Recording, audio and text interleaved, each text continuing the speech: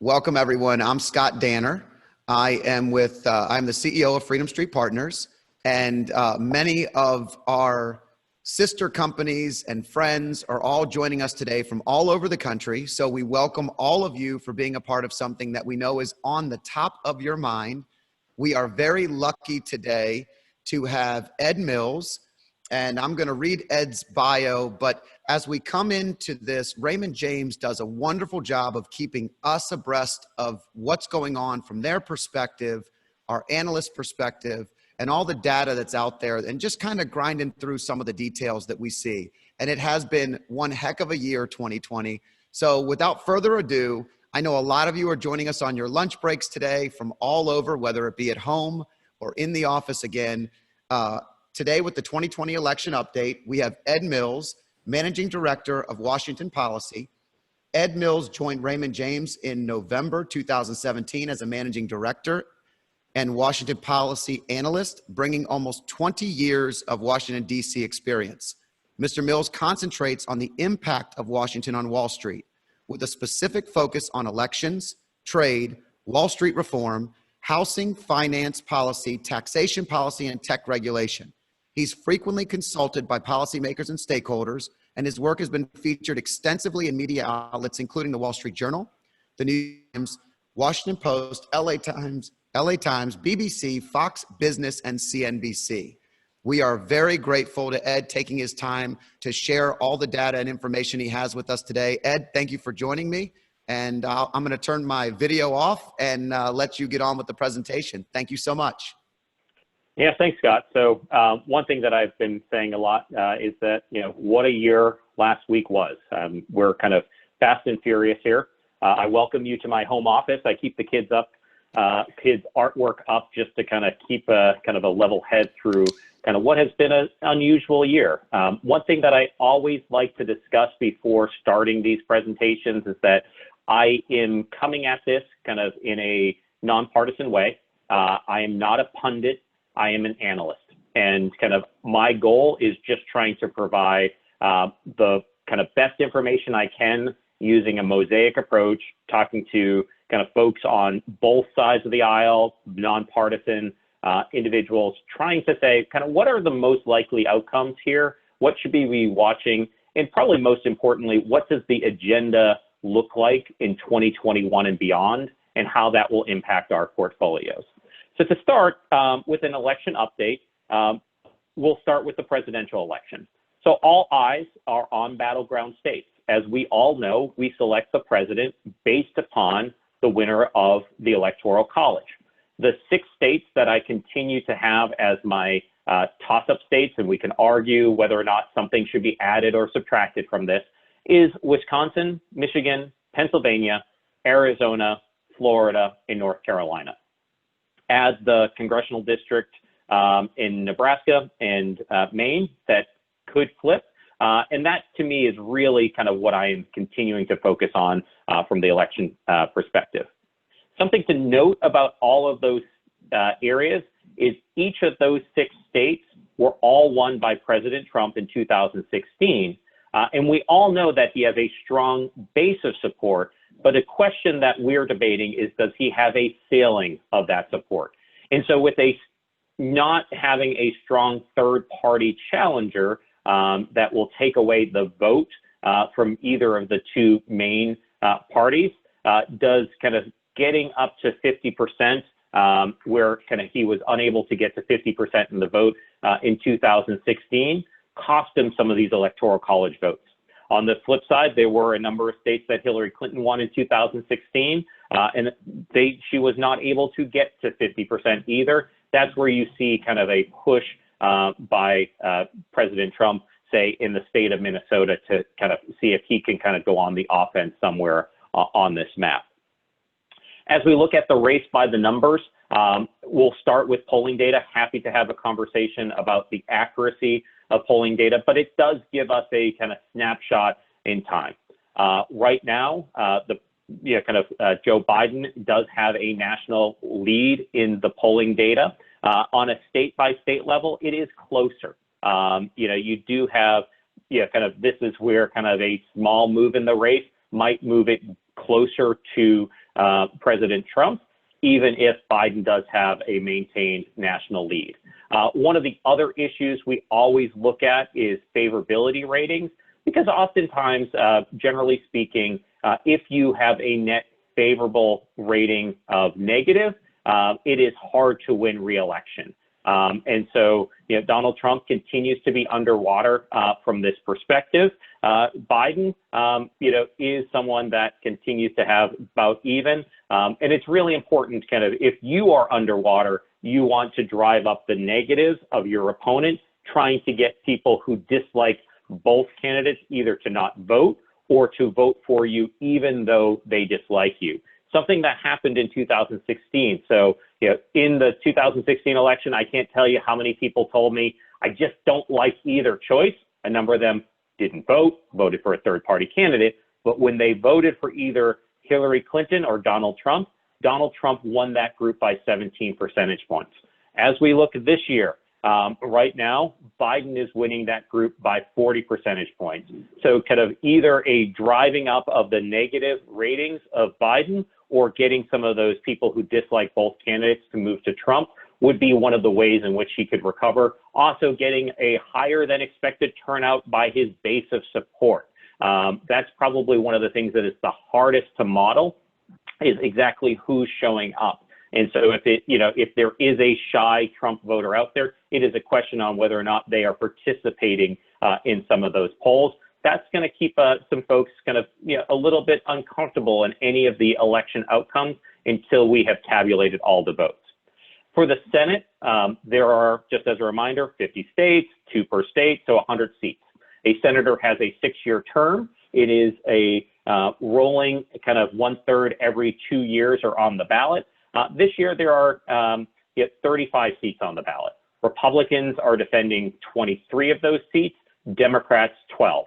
As a reminder, Republicans have a 53 seat to 47 seat majority. When we kind of go race by race, what we have seen from the beginning of this year is the number of seats that have moved into the more competitive category have been by incumbents of the Republican Party. There is one seat that is held by Democrats, a seat in Alabama, that is expected to split towards Republicans this year. So we're looking to see, all right, if that is the case, Biden wins the presidency, it would need to be a 50-50 Senate for Democrats to have that sweep.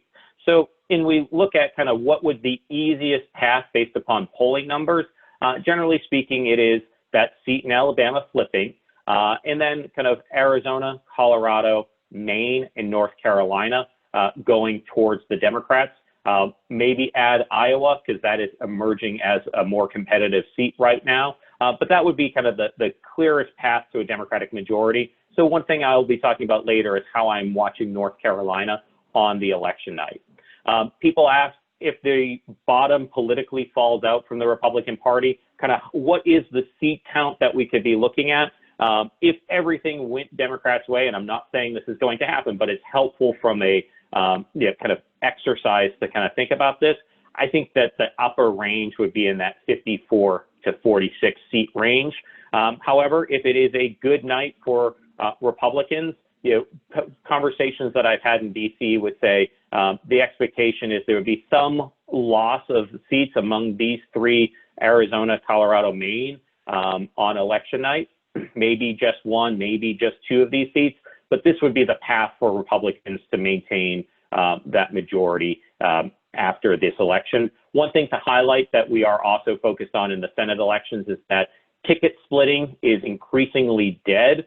And so what we are seeing is that there is a higher correlation between the outcome of a presidential election in a state and the Senate election in the state. So that's part of the reason why we put Arizona, Colorado, and Maine, which are looking increasingly likely that will go towards the Democrats this year on the presidential race, where you could see that also on the kind of Senate kind of outcomes here. I'll look at the House of Representatives. Every 2 years, all 435 members of the House are on the ballot. You need 218 seats to have a majority. Looking on a race-by-race analysis, what we find is that 206 of the seats are kind of solidly forecasted or likely to go to Democrats. 170 are for Republicans.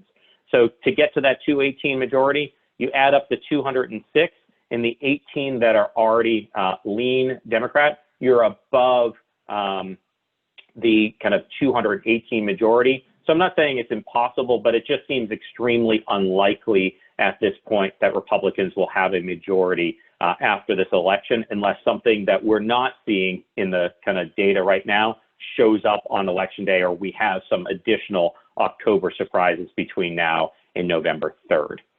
So a couple of outcomes. Yeah, a Democratic sweep would be the outcome that could see the biggest policy changes post-elections.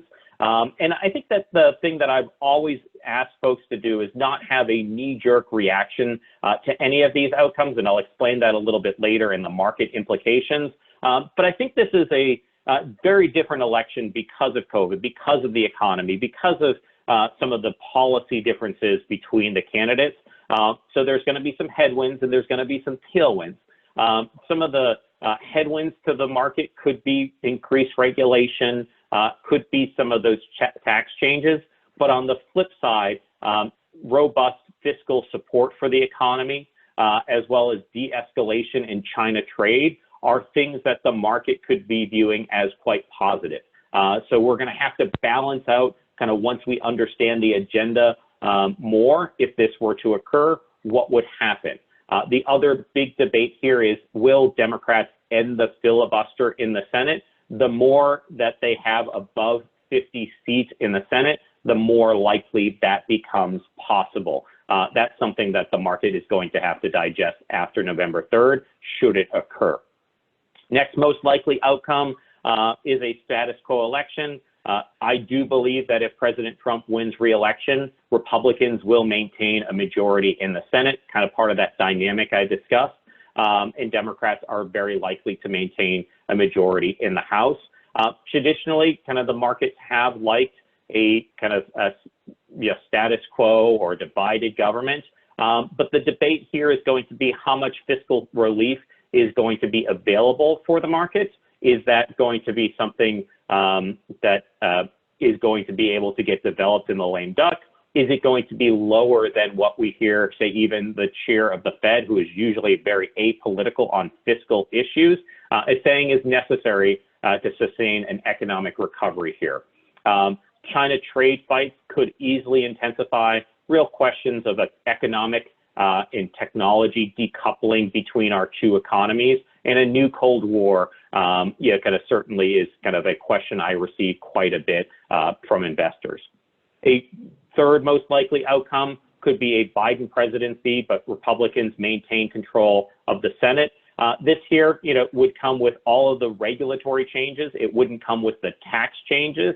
And I think this is where we get any fiscal relief would be the lowest among kind of the scenarios that I have outlined. A couple of outlier scenarios certainly can happen, but I think is unlikely based upon any data that I see, either a Republican sweep or President Trump wins re-election and Democrats win control of the Senate. A couple of things that I want to highlight related to the Electoral College process. We get a lot of questions about this, especially because 2020 has been such an unusual year.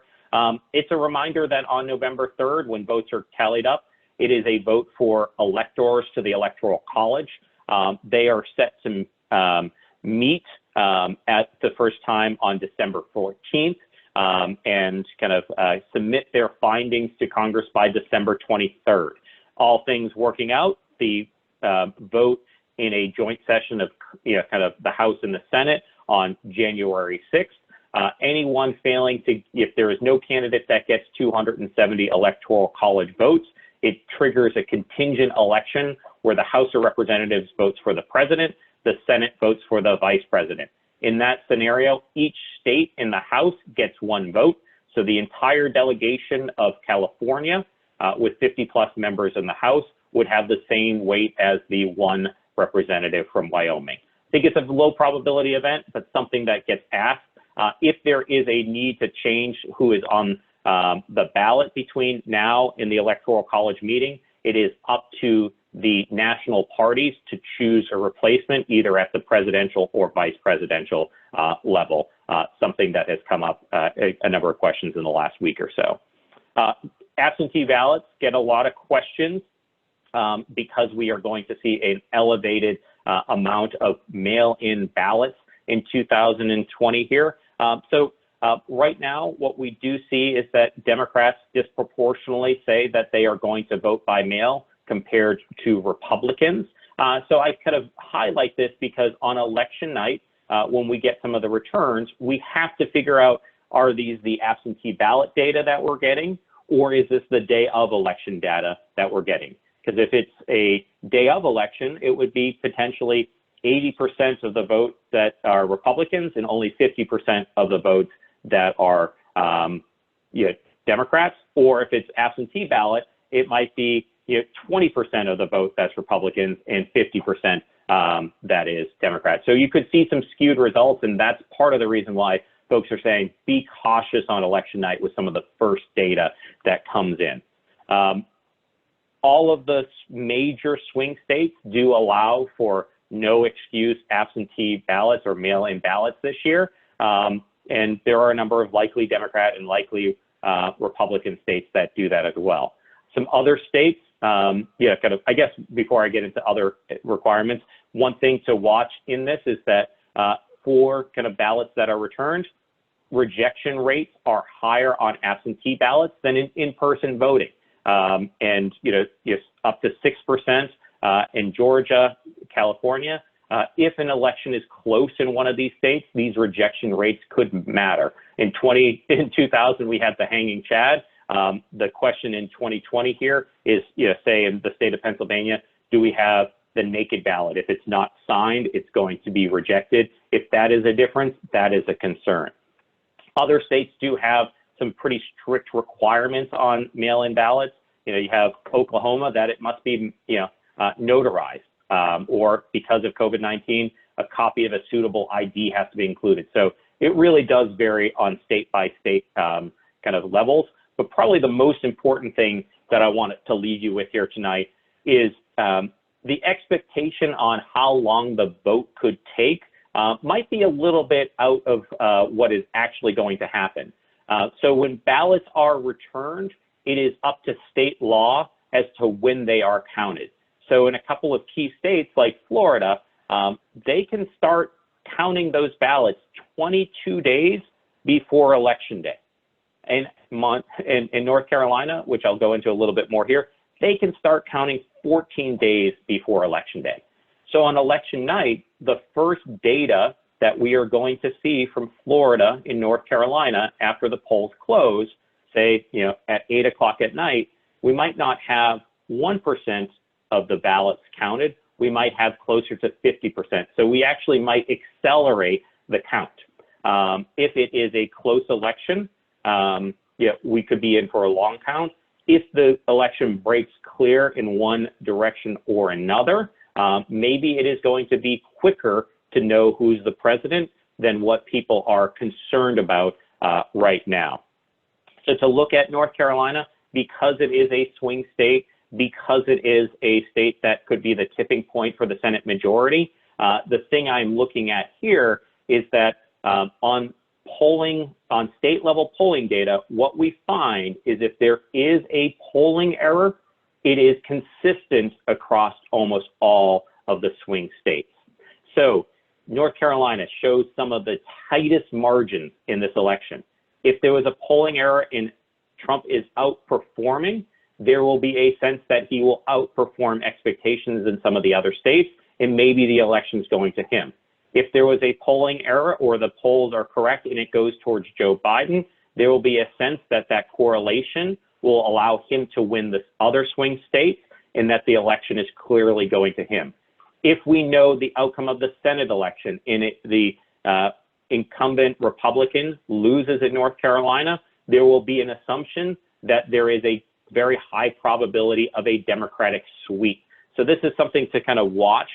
So far, mail-in ballots from North Carolina, pretty lopsided, about 500,000 requests from Democrats, less than 200,000 by Republicans. we see that in terms of what has already been cast as well. So Republicans that I talk to here in DC are concerned, especially if there's any kind of hiccup on election day or lines on election day, that this is something that could be locking in some Democratic kind of votes ahead of election day and could kind of provide them with a strong base of support on November 3rd. Quick market overview before we open it up to questions. What we see kind of tied to elections is that the market is frequently cautious heading into elections. October through election day, on average, the market is down. But once there is a winner declared, usually anything that was lost quickly recovers. As I talk to investors, they seem to be more interested in knowing that we will have a quick decision or relatively quick decision on election night, almost more than they are interested in figuring out who is going to win. I think that's partly reflective of this. What we see is that almost regardless of who wins, markets can do just fine. And, you know, we would kind of highlight too in terms of kind of the cautious into election day and then recovery, election to inauguration, or kind of the first half of the year, that tends to match what the markets do generally, is that the market is usually weak in the fourth quarter, especially as different large funds are kind of locking in any sort of gains for the year, locking in some profits. And we see kind of the beginning of the new year as a way of people kind of re-engaging with the market. That's for institutional investors. For kind of longer term investors, usually kind of sticking to your plan is the best plan as you go through these short-term areas of volatility. Overall, this here kind of highlights that, you know, if there is a Democratic sweep, that's where we have seen historically some of the most weakness in the markets beforehand. I think what's different this year could be kind of the anticipation that there could be a significant amount of stimulus after the election if there were to be a Democratic sweep. But generally speaking, you see here, you know, kind of the whole term performance, almost regardless of who wins, is actually pretty similar. You know, there hasn't been that many Republican sweeps, but it's on average every, you know, kind of a monthly year on average, a 1% return over the course of a presidency. When we look at it from a PE perspective, you know, PEs are kind of relatively stable regardless of who is in the White House. We kind of took out some kind of the inflationary years there that can skew some of the data from the early 1980s. You know, so overall, as I mentioned, you know, a cautious setup into the election. Election weakness historically reverses. What's different this time is the potential for that significant fiscal relief package. Generally speaking, a Dem sweep favors cyclicals and small cap stocks in our mind. A Republican win or a split vote in our mind does favor defensive names in large cap stocks. And generally speaking, don't overreact to that initial move. We look back since the 1980 election and said, all right, what sectors have performed over the kind of course of a Democratic administration or a Republican administration? So in a Republican administration, consumer staples, financial services, utilities have performed the best. Under Democratic administrations, it's been technology, healthcare, consumer discretionary. One thing to note there is I think some people are surprised when they see healthcare kind of being one of the winners, especially as we've seen some of the largest changes to healthcare. That's a way to kind of take a step back and say, you know, kind of what we're getting on a day-to-day headline basis versus what the stock market will do. It can be different. I think on technology, I think some of this is actually more timing than politics. You think about the dot-com boom that busted at the beginning of the Bush administration, and for him leaving office in the middle of the great financial crisis, that timing really skews some of the data negative during kind of a Republican historical performance versus the performance that occurred during the late 90s when Bill Clinton was in office and kind of what we saw in the kind of recovery after the great financial crisis during the Obama year. So it's also important to kind of recognize that timing versus leadership is an also important distinction.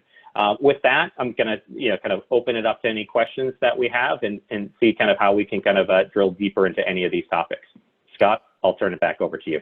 Thank you, Ed. That's phenomenal information, and it's nice to be able to gather the information without having to watch the news and get that flustered feeling so many people are feeling right now.